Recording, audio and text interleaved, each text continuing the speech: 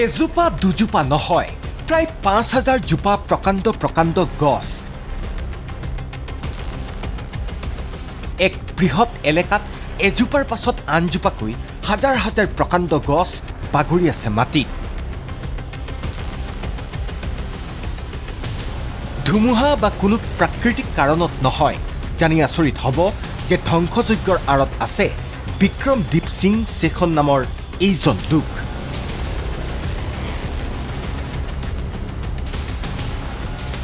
বাক্সাৰ ডুমুনি চাহ বাগিচাৰ মেনেজাৰ বিক্ৰমদীপ সিং শেখন, যাৰ নিৰ্দেশতেই এইদৰে কাটি খাস্তাং কৰা হৈছে বাগিচাখনৰ এইসমূহ হাজাৰ হাজাৰ মূল্যৱান গছ। ডাঙৰ ডাঙৰ গছ, বগা চিৰিজ, কলা চিৰিজ ৫,০০০ মান কাটছে।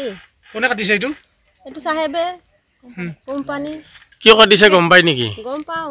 কিয় কাটিছে? ইমান কাম কৰে ইয়াতে দিয়ে। ইয়াতে নতুন পুলি দিব।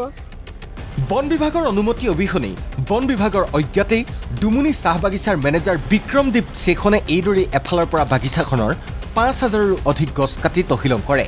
পিছে কি কাৰণত মেনেজাৰজনে চলাইছে এই ধ্বংসযজ্ঞ এতিয়ালৈকে জানিব পৰা হোৱা নাই তাৰ কাৰণ।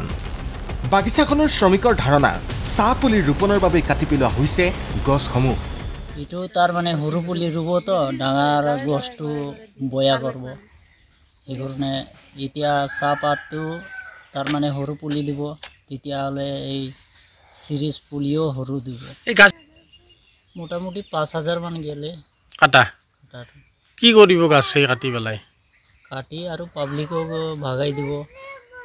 এনে চিলিণ্ডাৰ গেছ নাই না, খৰি বনাব। এনে গাছবিলাক কি কৰে আপোনালোকে? ভগাই দিয়ে নে বিক্ৰী কৰে নে কি কৰে? ভগাই দিয়ে। ভগাই দিয়ে খৰি খাবৰ কাৰণে। যি কাৰণতেই নহওক এইদৰে বৃহৎ হাৰত বন ধ্বংস কৰাৰ সাহস কিদৰে পালে বাগিচাখনৰ মেনেজাৰে? নে এই সাহসৰ আঁৰত আছে বিভাগীয় কৰ্তৃপক্ষৰেই কাৰোবাৰ আশীৰ্বাদৰ হাত?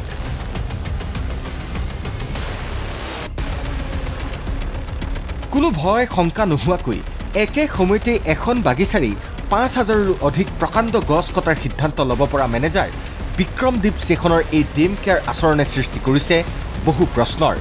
পিছে এই ক্ষেত্ৰত বন বিভাগে কি ব্যৱস্থা গ্ৰহণ কৰে সেয়াহে হ'ব লক্ষণীয়। বৰমাৰ পৰা তপন ডেকাৰ ৰিপৰ্ট, ND24।